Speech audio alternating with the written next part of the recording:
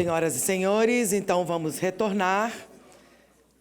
Anunciamos o painel A Mulher com Deficiência e o Acesso ao Emprego Digno. Compõe a mesa como presidente de mesa Sua Excelência, o senhor desembargador convocado no Tribunal Superior do Trabalho, José Pedro de Camargo Rodrigues de Souza.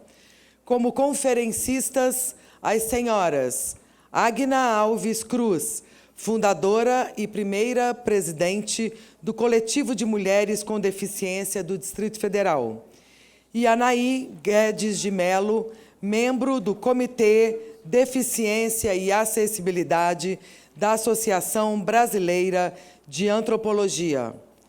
Tem a palavra o desembargador José Pedro de Camargo.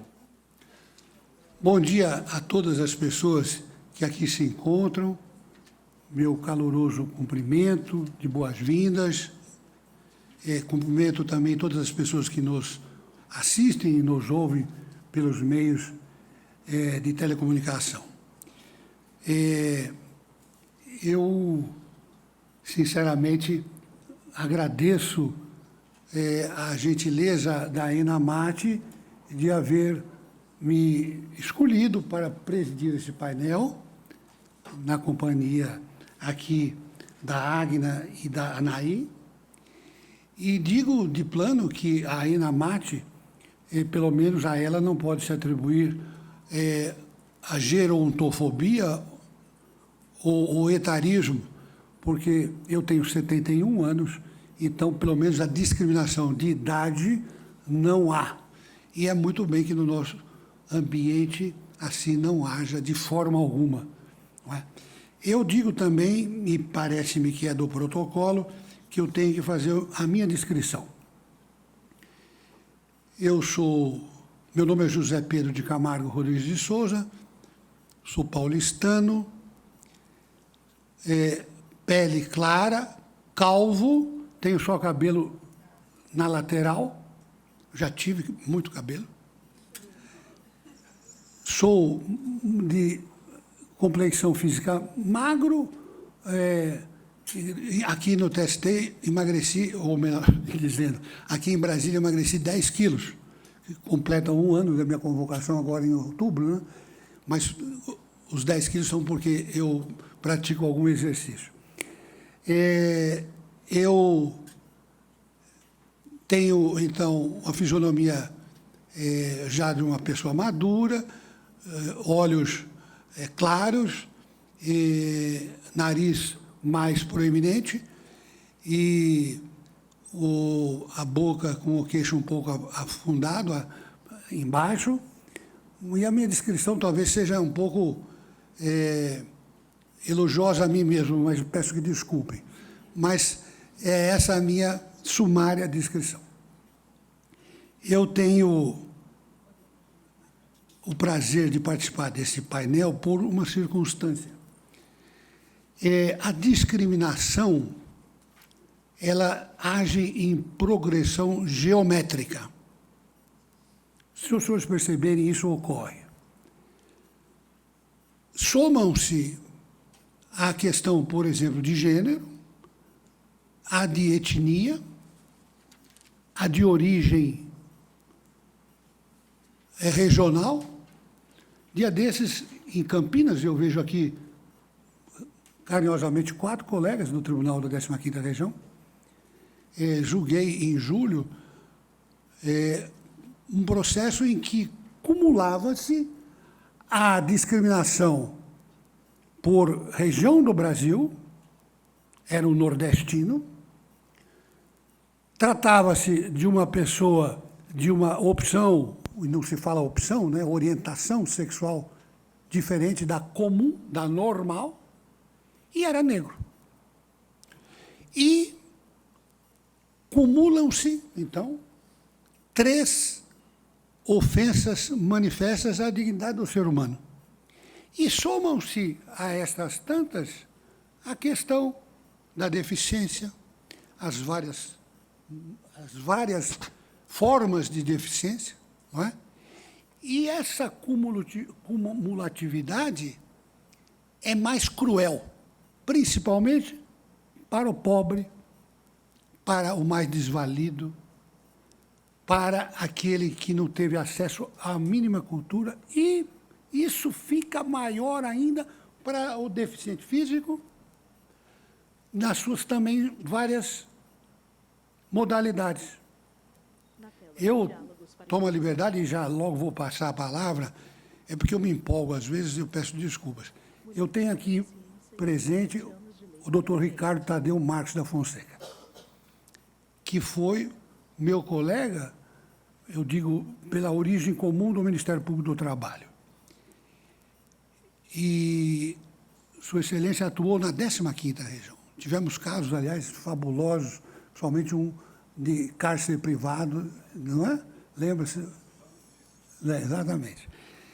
E o doutor Ricardo, ele originariamente fez concurso para a magistratura na 2ª região. Foi barrado. Graças ao bom Deus, o Ministério Público o acolheu. E depois houve um presidente da República que teve coragem cidadã e o nomeou primeiro desembargador com deficiência visual na Justiça do Trabalho. Hoje, dizem, há outros magistrados com deficiência visual. Na Justiça do Trabalho, Sua Excelência há pouco me disse que não há ainda um magistrado de carreira com deficiência visual. Mas, então, passo a ler rapidamente o currículo da primeira palestrante, que, na ordem, é a Agna. A Agna Alves Cruz é fundadora e primeira presidente do Coletivo de Mulheres com Deficiência do Distrito Federal, foi conselheira do Conselho Distrital da Mulher em 2018, assumiu também o Conselho Distrital de Saúde. Ativista e palestrante sobre gênero e deficiência desde 2016, além de atleta de atletismo da Associação Esportiva da Pessoa com Deficiência do Distrito Federal. Eu passo, então, a palavra à senhora Agna Alves Cruz para a sua manifestação. Bom dia a todos, bom dia. Que prazer enorme estar aqui, que prazer enorme fazer parte dessa mesa. Eu sou uma mulher negra, cabelos afro, crespo, uso uma cadeira de roda para locomoção, tenho uma deficiência física, tenho uma lesão medular C5 e C6. Há 8 anos estou na cadeira de roda, né, por um ictus, que eles falam que é um ictus, é um infarto medular. Me deu uma dor nas costas e não andei mais. Aí, num diagnóstico não completo, eles acham que é um suposto infarto medular, mas eu não tenho esse diagnóstico.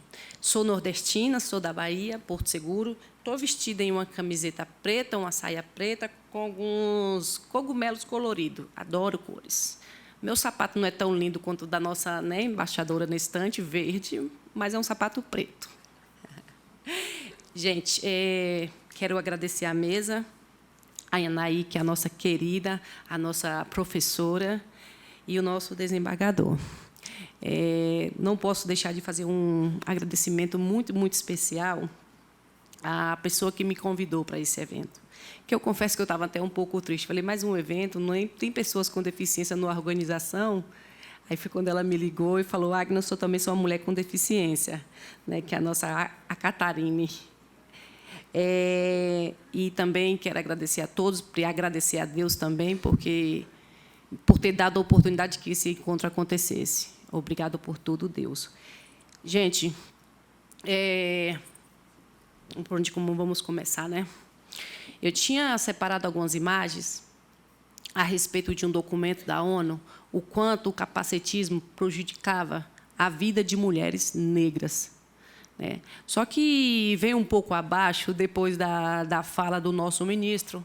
Então, vou deixar só passando as imagens, que a nossa querida está ali passando as imagens, e vou falar de um tema bem específico, eu acho que é o momento, senti no meu coração que seria o momento, falar uma coisa específica que aconteceu comigo, como mulher negra, nordestina, baiana, que vim para Brasília fazer um tratamento no Hospital Sara, viu, embaixador?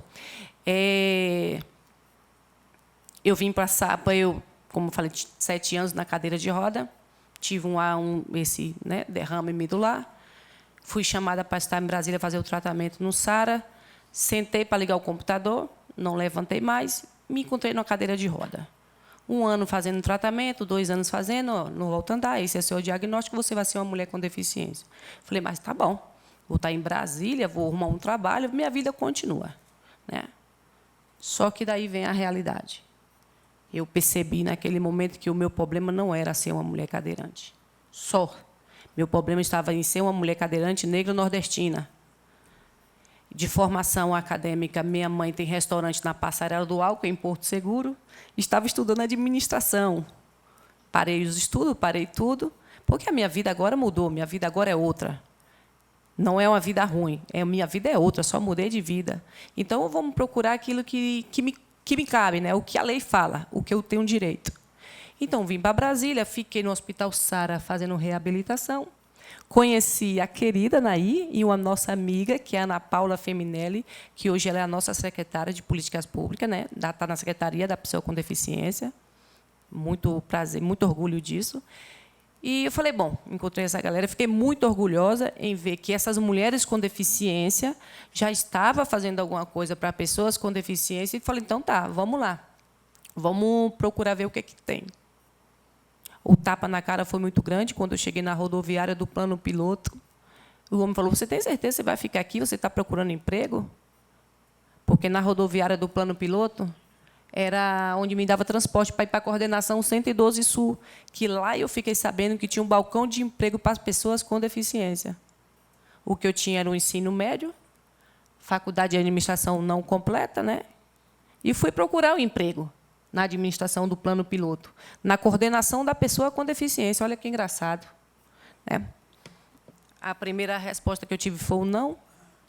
Ah, mas você nunca trabalhou? Eu falei, não. Como pessoa com deficiência, não. Tem 2 anos só que eu estou na cadeira de roda. Eu quero aprender, eu quero trabalhar. Fiquei insistindo 3 meses. 3 meses depois, por ser muito teimosa, muito cabeça dura, muito perturbada, eles me deram o emprego.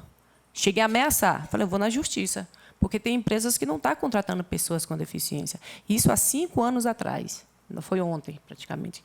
Há 5 anos atrás. Chegando no balcão de emprego, o rapaz falou para mim, você vai ficar com a parte mais difícil, então, que é entrar em contato com as empresas para contratar pessoas com deficiência para o mercado de trabalho. E me botou dentro de uma sala com quase 5.000 currículos, que tinha gente que já tinha até morrido. Organizar o currículo, ligar para as pessoas e atender pessoas com deficiência para receber mais currículos. Então, era uma chuva de currículos todos os dias. E, nesses currículos, estudando, eu vi que não era... Eu não tinha arrumado um emprego logo porque eu não era capacitada para emprego para pessoa com deficiência. Que aqueles currículos que a gente estava recebendo, tinha pessoas muito capacitadas e que estavam desempregadas naquele momento. Isso aconteceu eu ali trabalhando. A gente entrava em contato com essas pessoas, entrava em contato com as empresas, da empresa falar, tá bom, eu quero uma pessoa com deficiência, mas tem que ser uma deficiência leve e que não seja de mulher. Aí eu falei, a gente tem um currículo legal aqui, ela tem síndrome de Down, o currículo dela, né, para a sua empresa está ótimo. Não, mas ela vai ficar menstruada, vai ficar mais doida ainda. Eu ouvi isso por telefone. Eu ouvi também que não podia ser um cadeirante porque a empresa não estava adaptada para receber o cadeirante, como se fosse culpa do cadeirante. Então, eu não gosto nem de contar essas histórias de tristeza do que a gente passa, né? Porque a gente vê isso todo dia as pessoas sempre falam, mas isso acontece. E isso não aconteceu só na coordenação da pessoa com deficiência. Foi daí que a gente montou o coletivo de mulheres com deficiência do DF, justamente para isso. Porque, quem sabe, como lá era a coordenação e era governo, eu recebi 5 telefonemas, o meu chefe recebeu, que as empresas diziam que eu estava incomodando muito. Porque a gente chegou a fazer fiscalização nas empresas, de visitar as empresas e falar, olha só, você tem que ter uma pessoa com deficiência trabalhando, tem que cumprir a lei. 5 vezes pediram o meu cargo, que eu deixasse o emprego. Até eles conseguiram, né? Na 6ª vez, eles conseguiram. E realmente me tiraram do trabalho, porque comecei a perturbar muito nesse sentido. Fui estudar gestão e políticas públicas, comecei a ler muito e percebi que, realmente, o capacitismo no Brasil é muito, muito grande, né, das empresas. Eles não querem saber disso. Eles não querem saber da pessoa com deficiência na visibilidade. E, se tiver uma deficiência, para ter uma visibilidade, que seja uma deficiência leve, curta, né, e que seja uma pessoa branca. Eles não querem um recepcionista negro com deficiência. Eles não querem uma pessoa com síndrome de Down, que fala que já está babando. Eu vou botar um recepcionista babando? Essa condenação da pessoa com deficiência, 5 meses depois, até como denúncia isso, ela foi desmontada, virou uma secretaria extraordinária da pessoa com deficiência do DF, que hoje tem, acho que, menos de 5% de pessoas com deficiência trabalhando na coordenação da pessoa com deficiência. Saímos de lá com esses currículos, com quase 600 pessoas empregadas, e com muita briga, com muito problema para resolver, que essas pessoas eram devolvidas 3 meses depois. A gente empregava a pessoa, conseguia, depois de muita luta, né, que eu fiquei lá 2 anos trabalhando, depois de muita luta, a gente conseguia empregar essa pessoa. 3 meses depois, estava a pessoa lá de novo, entregando o currículo. Mas o que aconteceu? Você não ficou no trabalho? Aí eles falavam, não, me mandaram embora, quiseram só cumprir aquele período de fiscalização. E essa pessoa estava lá 3 meses, e pessoas capacitadas, currículos incríveis, assim, currículos grandes, pessoas com deficiência capacitada. Então, a gente ouvia que não tem capacidade, a pessoa não tem pessoas capacitadas para trabalhar nessa vaga. É mentira. Eles não querem cumprir a cota, eles não querem cumprir. Eles não querem dar visibilidade à pessoa com deficiência. Na verdade, é isso. Como eu perdi o emprego na coordenação da pessoa com deficiência, foi desmontada a coordenação, fui fazer um teste no atletismo, que eu sempre gostei de esporte. Na Bahia, antes da cadeira, eu fazia ciclismo, né, fazia trilhas, e fui fazer um teste no esporte, como recreativo, e fiquei numa marca muito boa, F53, que, para a mulher, F53 no atletismo é uma marca boa. Consegui o regional, né, o Centro-Oeste, depois a gente foi para o brasileiro, e agora conseguimos, né, sábado agora, conseguimos um outro pódio, que talvez a gente consiga ir para o PAN, em novembro. Conseguimos essa marca agora, sábado. E, no esporte, a mesma coisa. Mulheres com deficiência, você vê poucas. E, se for negra, pior. Eles não querem ter a visibilidade. Não querem mostrar que somos um país com pessoas com deficiência. Temos que estar escondido. E isso chateia muito. Eu estou aqui hoje, mas, por ser muito teimosa, ser muito cabeça dura, o Conselho da Mulher com Deficiência não estava preparado. Eu ouvi de uma secretária conselheira que ela falou, mas, se trata de mulher, vamos fazer tudo igual, não tem política pública específica para a mulher com deficiência. A gente tem relatos no coletivo de que médicos não atendem a mulher amputada porque não tem perna, médico ginecologista. Então, os relatos que a gente recebe, nós que estamos lá na ponta da sociedade civil organizado, uns relatos assim absurdos. E é de chocar, porque as pessoas estão perdendo a vontade, perdendo a coragem. Teve um evento no domingo sobre moradia para pessoas com deficiência. Saímos da Ceilândia num ônibus com um monte de cadeirante, não era acessível para o Recanto das Emas, em que a mãe dessas crianças, e são crianças que já nasceram agora com deficiência, 17 e 18 anos, né, todos menores, que eu falei com Deus, Deus, ainda bem que sou eu, a mulher com deficiência não é um filho meu, que eu não teria estrutura para uma sociedade dessa cuidar de uma criança com deficiência. Então, eu queria muito ter falado sobre esse texto que está ali na tela, mas eu não poderia deixar de falar sobre esse relato e de que isso é grave. A gente temos muita coisa para fazer, e eu acredito que, com a ajuda de todos, com a união de todos, fico feliz em saber que quem organizou esse evento foi uma mulher com deficiência. Isso já me deixa bastante aliviada, mas temos que empoderar pessoas com deficiência, dar visibilidade e oportunidade. E isso depende não só da gente, o movimento da pessoa com deficiência, que eu acho que... Eu estou conversando com um rapaz que ele tem 62 anos. Com 22 anos, ele teve uma deficiência. E hoje estamos falando coisas que ele falou 20 anos atrás. Aí eu fico pensando, eu só tenho 7, 8 anos de cadeira de roda. Será que daqui a 10 anos eu vou estar falando isso de novo? Quando é que a gente vai mudar o Brasil? Quando é que a gente vai ser exemplo? Eu sou de Porto Seguro, na Bahia. Todo mundo pergunta, você veio fazer o quê em Brasília? Eu acho que é aqui que tem que começar. A gente tem que ser exemplo, né? E estamos aí. Quero agradecer a todos. Quero dizer que foi muito bom participar desse evento e um prazer.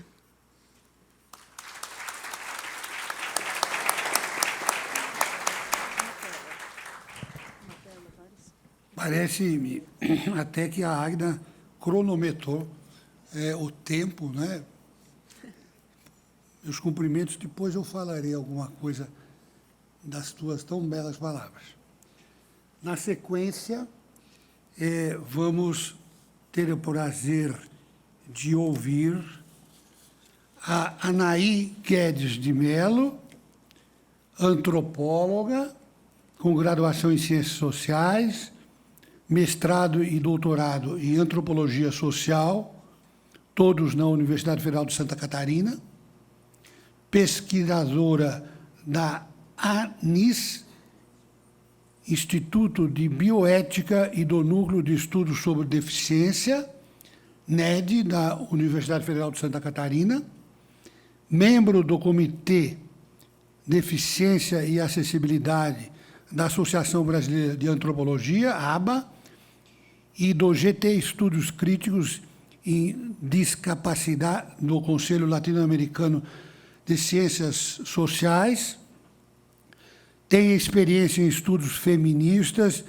da deficiência e em estudos queer e CRIP, desenvolvendo pesquisas em torno dos seguintes temas: gênero e deficiência, sexualidade e deficiência, deficiência e cuidado, violências contra mulheres com deficiência, deficiência e justiça reprodutiva, políticas públicas de deficiência, deficiência, acesso e justiça defissa, disability justice, e deficiência e pensamento social brasileiro.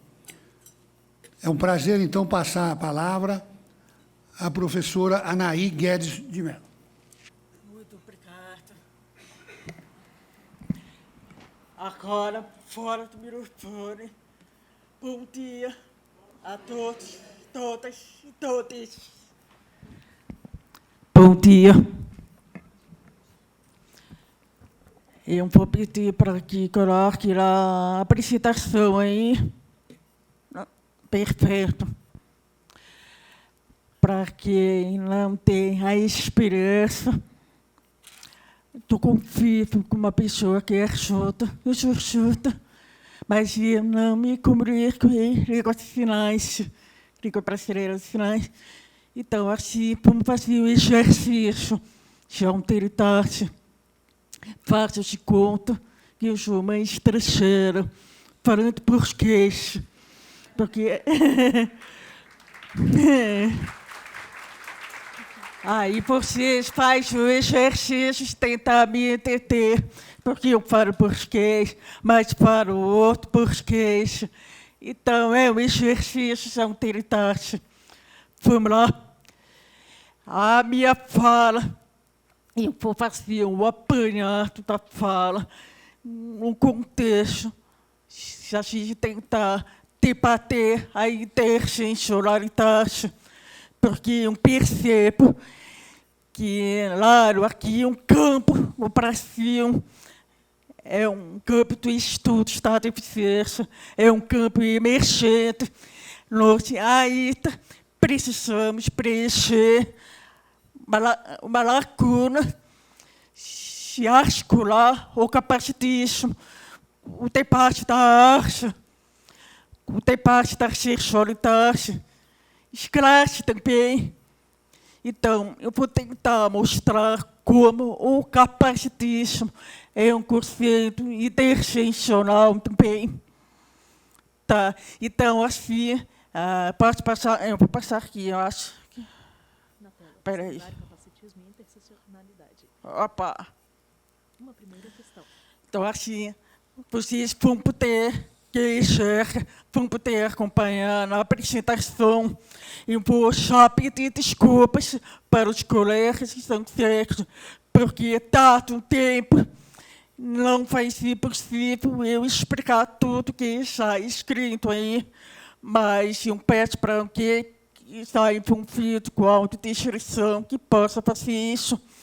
E eu também posso passar a apresentação. Quem quiser, posso pedir para a organização que eles encaminham. E eu quero agradecer, aproveitar a oportunidade para agradecer o convite.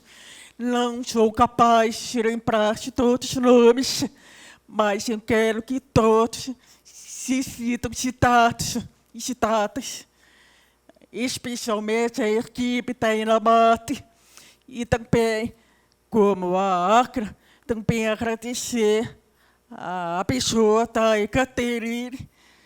Muito obrigada, porque é uma primeira conversa que é um típico, ela foi muito bom saber que ela é uma mulher com deficiência ocupando esse espaço, porque pessoas com deficiência precisam cada vez mais ocupar espaços de poder. Tá? Então, me autodescrevendo, eu sou uma mulher branca, olhos e cabelos escuros, meus cabelos são compridos na altura dos ombros, e uns óculos crown, com uma armação vermelha, com alguns pontos brancos. Estão vestindo uma camiseta com listras preta e meio alaranjada também, meio laranja, preta. E é isso, pessoal. Vamos lá.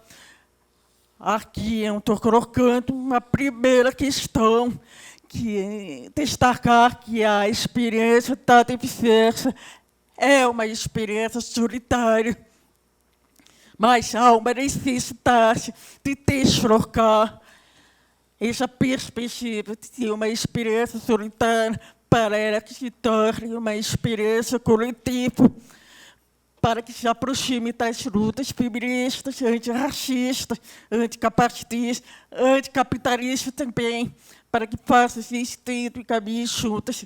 Eu quero dizer com isso, já se for analisar uma família arcial, arcializada, ou interarcial, por exemplo, se uma criança nasce negra, o que significa o quê? Que os pais, pai e mãe, são negros, ou um dos pais, ou a mãe, ou um pai, é negro. Isso significa que há uma identificação horizontal, porque a criança tem alguém da família que possa identificar através de uma marcador de raça, vamos supor isso. E quando nasce uma criança com deficiência, salvo exceções, a maioria das pessoas com deficiência é a única pessoa com deficiência na família, então ela não tem por que se identificar no contexto da família. Aí, nesse contexto, há uma identificação vertical, porque não tem uma possibilidade de se identificar, porque a gente sabe que a família é um primeiro espaço de sociabilidade.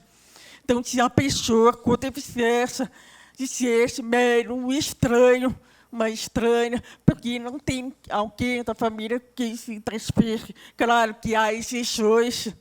Aí o que ela vai fazer para encontrar, precisa encontrar espaço fora da família, nos coletivos, por exemplo. Que precisa tornar essa experiência da deficiência, que é individual, para que se torne uma experiência coletiva, para que se sinta a questão do pertencimento. O pertencimento é importante para a identidade da pessoa com deficiência. Tá. Aqui a apresentação eu estou me referindo a um primeiro conceito, uma parte, um trecho, que é um artigo meu, um publicado em 2016 no periódico de essa saúde coletiva, que aqui eu arrisco uma primeira definição do que seja capaz disso. E eu não vou falar em função por causa do tempo. Tá, mas o que eu quero destacar, que já escrito aí, é o que a gente, nós, pessoas com deficiência, a gente está acostumado, através das práticas, discursos reiterados o tempo todo, há uma tendência desses discursos capacitistas e reiterar o sentido de mobilizar a estrutura de um corpo, a funcionalidade de um corpo, para avaliar moralmente o que as pessoas com deficiência são capazes de ser e fazer para serem consideradas dignas, um direito a uma vida digna. Então, aí, o que está escrito aí, que mobiliza uma hierarquia nas corporalidades, que eu estou chamando de corpo normatividade. É a norma, é a tirania dos corpos capazes, que a gente pode pensar no sentido de uma organização de uma sociedade capitalista. Tá bom? Desculpa. Então, o que é um capacitismo? A gente sabe a materialidade de a gente pensar numa perspectiva marxista, uma crítica marxista. A essência da palavra capacitismo, na minha avaliação, tem a ver principalmente com os discursos práticos e reiterados que questionam a capacidade da pessoa com deficiência para um trabalho, a aptidão dela para um trabalho.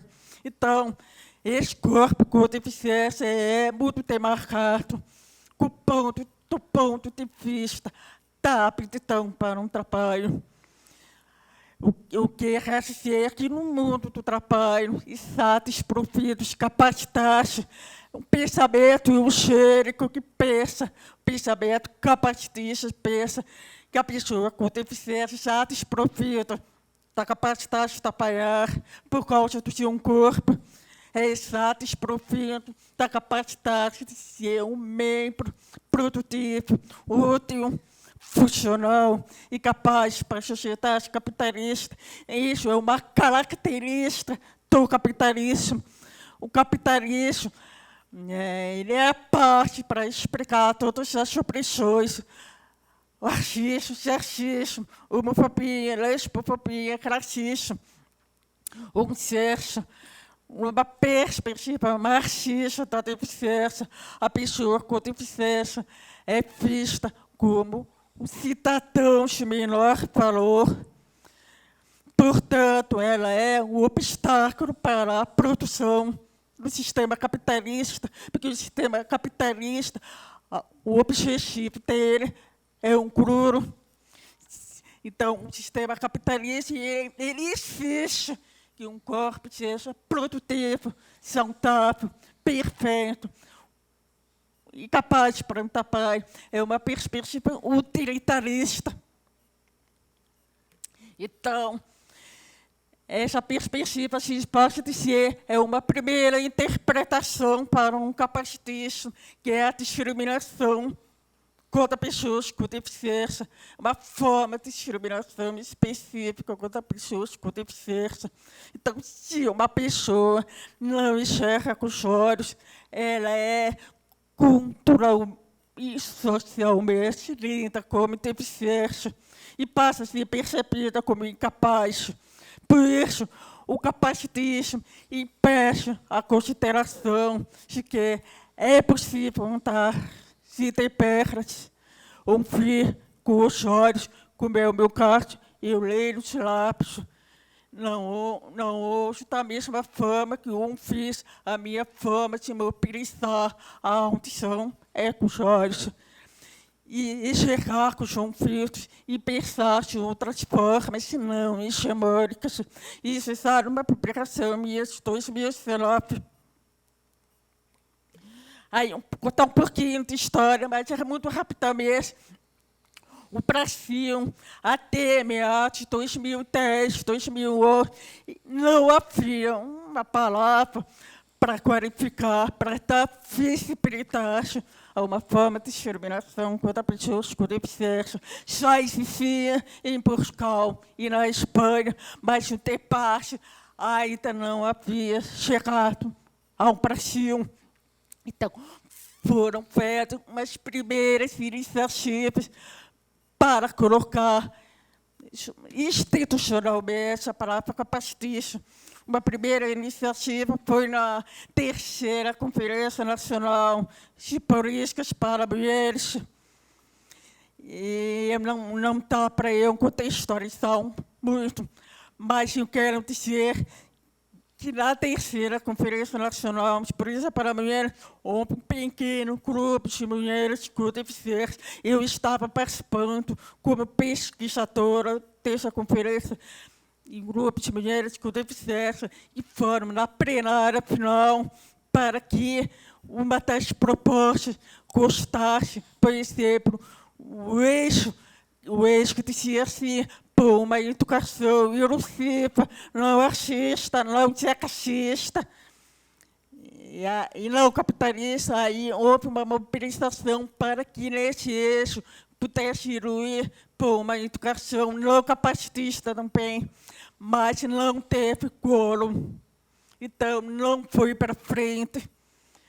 E no dia que encerrou a 3ª Conferência Nacional de Política para Mulheres, começou a 5ª Conferência Nacional dos Direitos Políticos para Lésbicas, gays, bissexuais, travestis, transexuais.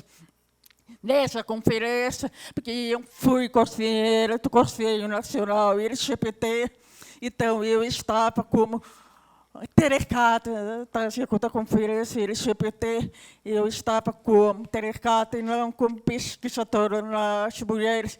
Aí eu pautei e vários eixos a proposição de incluir a palavra capacitício. Então, foi aí, no final, a gente conseguiu incluir, aí, no fim das contas, a palavra capacitício aparece nos anais da 5ª Conferência Nacional LGBT. E a segunda coisa é a hashtag capacitício, quando que houve uma mobilização de pessoas com deficiência para popularizar a palavra capacitício, para que as pessoas conhecessem mais, soubessem o que é capacitício. Tá, por exemplo, uma mobilização que eu participei aqui é capacitício quando você chama uma pessoa com deficiência especial, negando a ela o direito a uma vida ordinária. Outro exemplo é capacitício quando você acessibilidade é somente colocar a rampa. Se você pensa assim, você tem a síndrome da rampa, várias pessoas com deficiência manifestaram, fizeram frases assim, por livre e espontânea vontade. Tá? E a Associação Nacional dos Dirigentes das Instituições de Ensino Superior oficialmente incorporou o capacitismo na sua agenda institucional, a luta contra o capacitismo nas instituições de ensino superior. Então, o capacitismo vai se popularizando. Hoje a gente já vê que as pessoas já conseguem assimilar o que é a palavra capacitismo.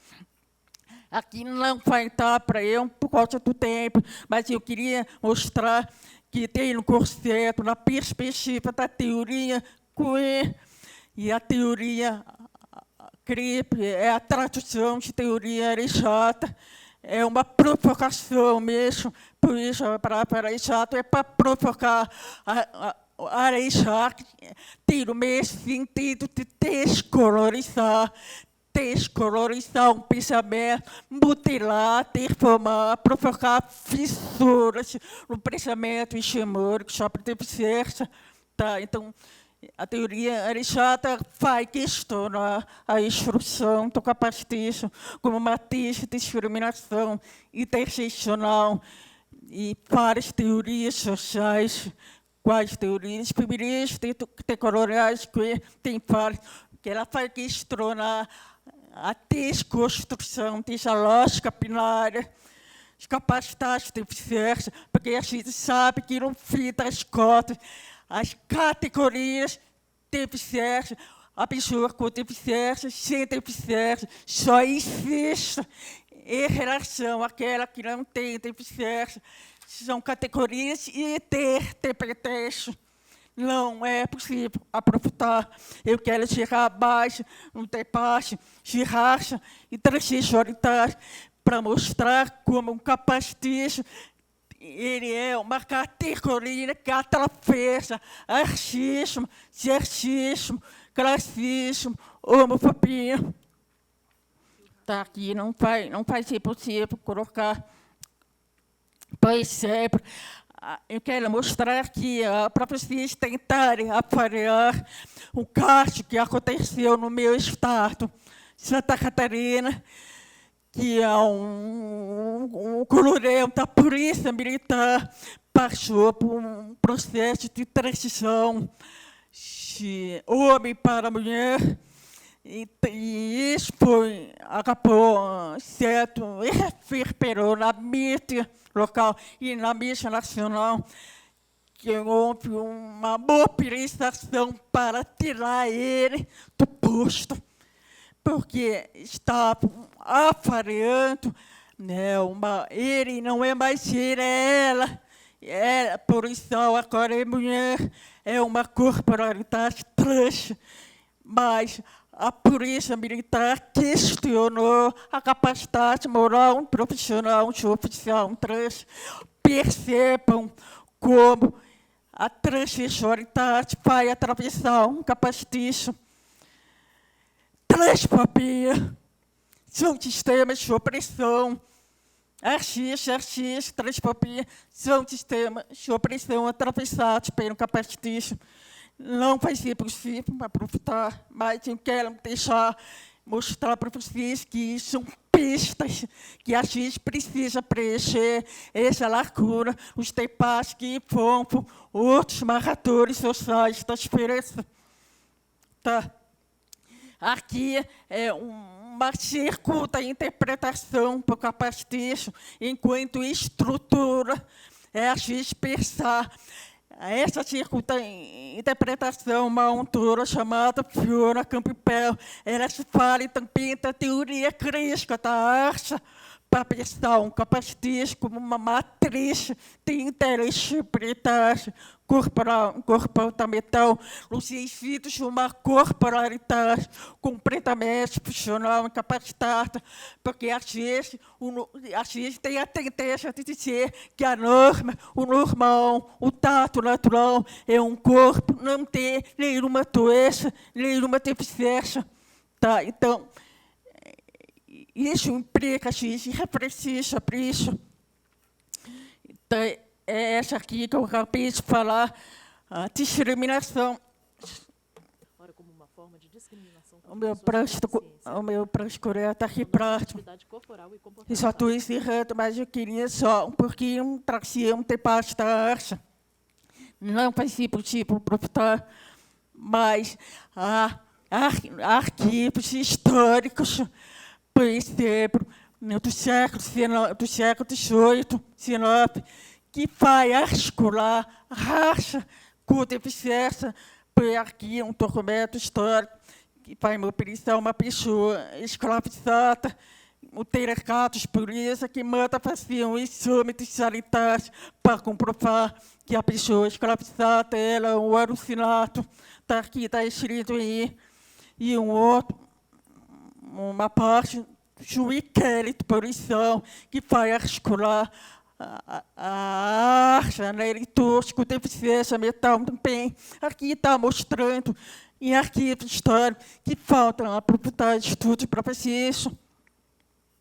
Eu não sei, só estou encerrando, isso aqui é a última apresentação.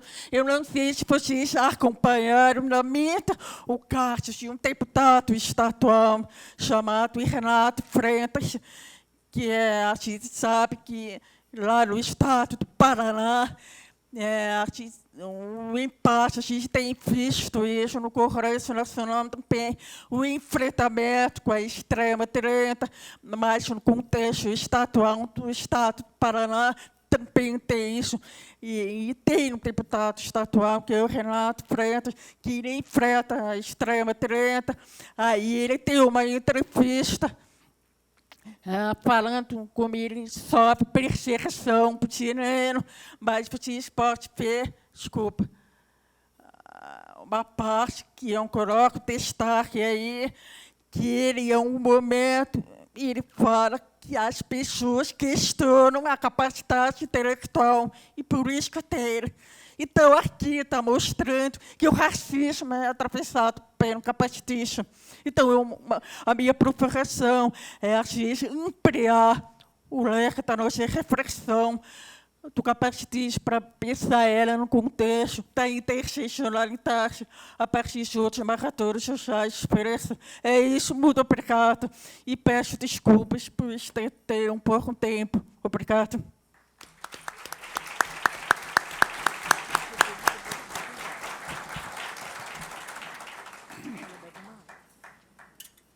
Cumprimento a professora Anaí pela vontade e esforço de comunicação para mostrar essas verdades escondidas. É marcante que tenhamos a consciência de que a deficiência é uma experiência solitária. Imagine-se a criança, o sofrimento daquele que se sente deficiente, portanto, alijado, portanto, não pertencente à sociedade, à comunidade. Não é? É terrível, dentro dessas tantas verdades que a Anaí disse, é que, no fundo, a nossa sociedade, o deficiente é um inútil. O deficiente é descartável, porque ele não se insere na produção. Não é?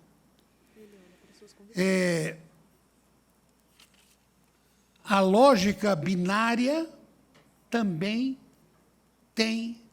incita à discriminação.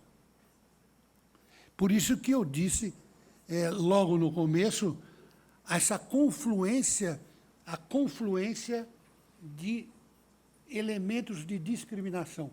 É a raça, a origem, a orientação sexual, o capacitismo. Não é? A Agna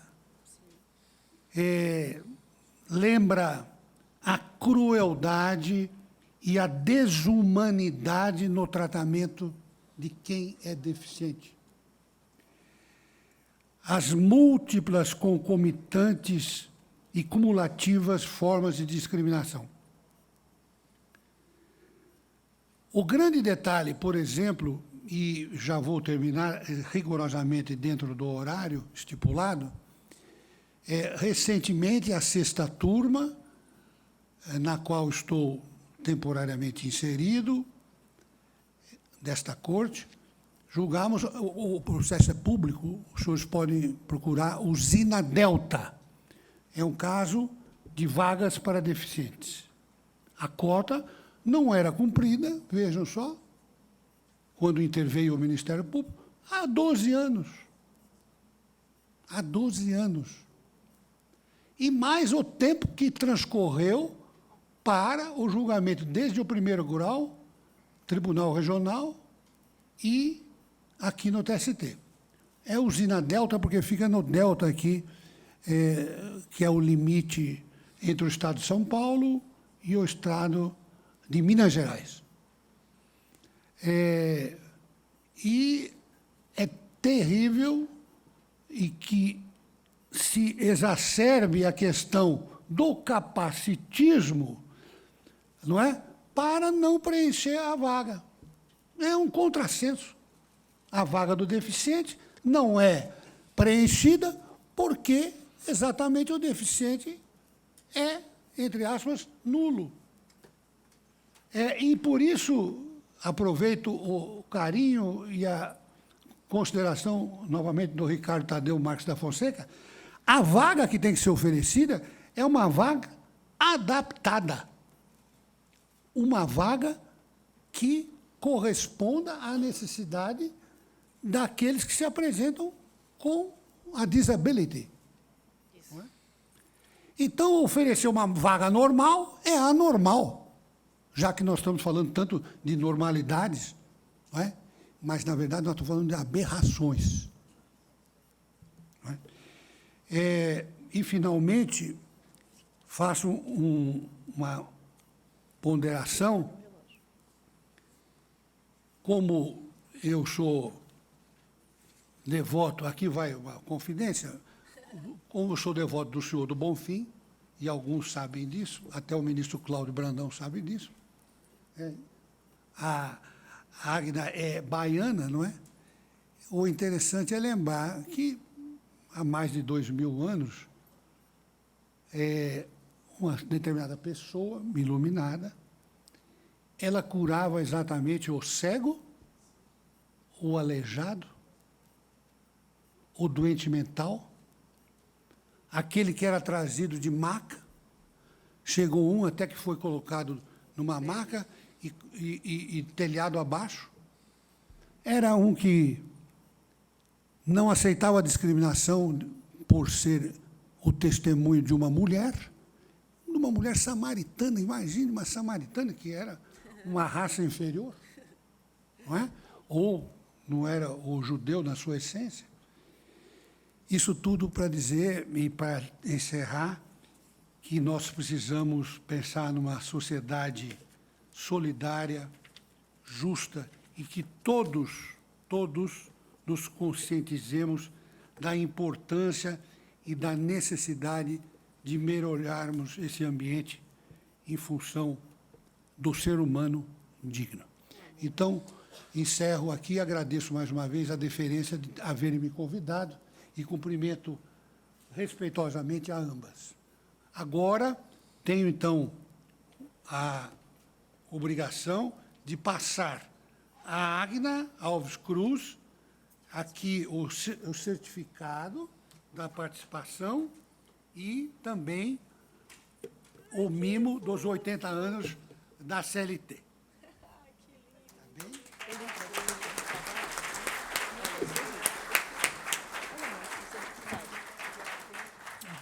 Neste momento, o presidente de mesa está fazendo a entrega dos certificados de participação e do troféu comemorativo dos 80 anos da CLT às conferencistas. Com registros fotográficos, por favor. Agora ele entrega a Ana. Ela sorri e mostra ao público. Eles fazem pose para uma foto. Eu acho que vamos tirar uma foto melhor aqui com ela. Foto dos três. Ele pede outra foto com a Águida. Se ajeita, os dois sorriem. Faremos um intervalo de 10 minutos e, em seguida, retornaremos com um painel Interseccionalidades do Quilombo PCD ao Orgulho LGBTQIAP+, PCD. Obrigada, até breve.